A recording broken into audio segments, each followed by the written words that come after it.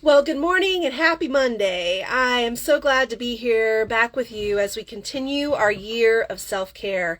And hey, I just want to take a moment to remind you all that this Saturday, myself and Toby Stark will be leading a 4-hour live training on child abuse prevention and awareness. Now listen, you may not want to spend a Saturday on this topic, but it's a really important one. I really believe this is one of the most important conversations that we need to have. Whether you're a parent, a guardian, a caregiver, someone who wants to know how to talk to your friends and family about child abuse prevention and awareness, we are going to be taking you step by step through everything you need to know to feel really empowered to have what can be very scary or challenging conversations. So I hope you will pop over to bit.ly/theempoweredparent and get your ticket today. We only have a few spots left, so please join us. All right, now let's hop on in and check out what we are going to be exploring this week for our year of self-care. Well, now, okay, I don't know how I'm going to talk about this one. Silence.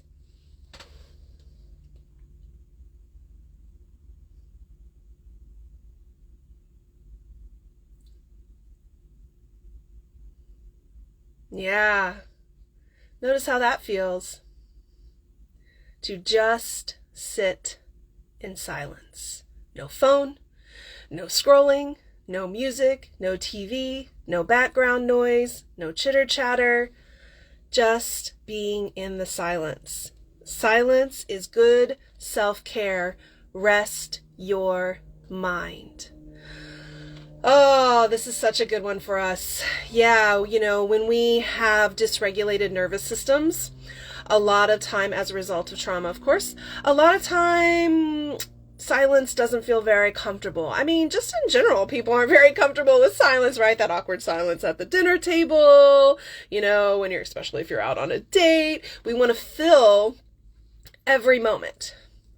I know for myself, I often would take silence within the context of relationship, being with another person, as a sign that something was wrong. So I would really work very hard to fill every moment that we were together with a question or a comment or a story or something. And I just couldn't let myself sit in silence with this other human being. And I remember as I began to really work on that and shed that idea that there was something dangerous bad about the silence, I started to experience the comfort of just being with myself, being with another human being. I know for many of my clients, oh gosh, this is painful, right? When trauma is happening, sometimes abusers say things like, be quiet, don't make a sound, shh. There is this active silencing. And of course, we often silence ourselves because we're scared. If we're feeling guilty or ashamed of what's happening, we don't want anyone to find out. And so, oh my gosh, there's a place in which we really need to change the way that we think about and feel about being silent. This can happen in any space, any place, any time. You don't need to go get out into the woods, though for me that is one place to really experience silence. So let's just take 30 seconds to sit in silence together. And notice how you feel in your body, what shifts or changes. And we're not looking for positive or negative. We just want to notice what happens to your thoughts, to your body when we just sit in silence. Let's try this as an exercise. Just 30 seconds. Let's see what happens.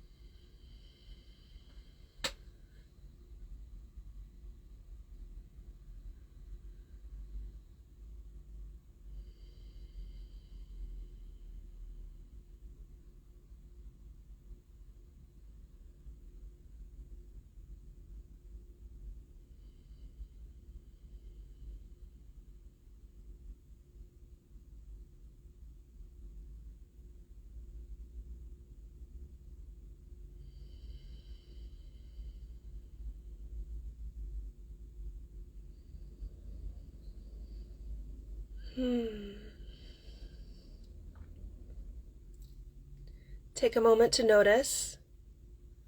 What did you love? What did you not love?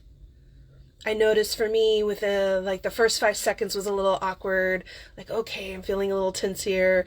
I'm just kind of noticing the moment. And then as that went away, just kind of slowing down, my body started to settle. All the muscles relaxed. I was able to just kind of close my eyes and feel a sense of kind of peacefulness. I had a little moment of like, okay, right towards the end. Right? So again, whatever your experience, fine. But yeah, I really want to invite you this week to practice silence as a radical act of self-care. And here's the bonus point. You know those times when you should hold your tongue? You know those times when you're like about to say something that probably isn't actually going to be helpful?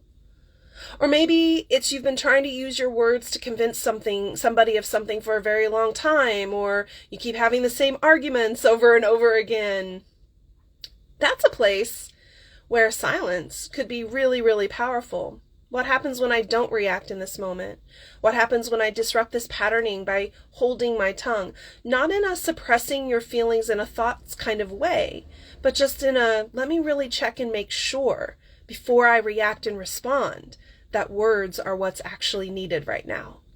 So, Jedi level work there, but either way, just really enjoy yourself, find some moments of silence, and let me know how this 30 seconds of silence was for you, and any other questions, comments. And again, please pop over to bit.ly/theempoweredparent, check out this training, and do sign up and come join us for this very important conversation.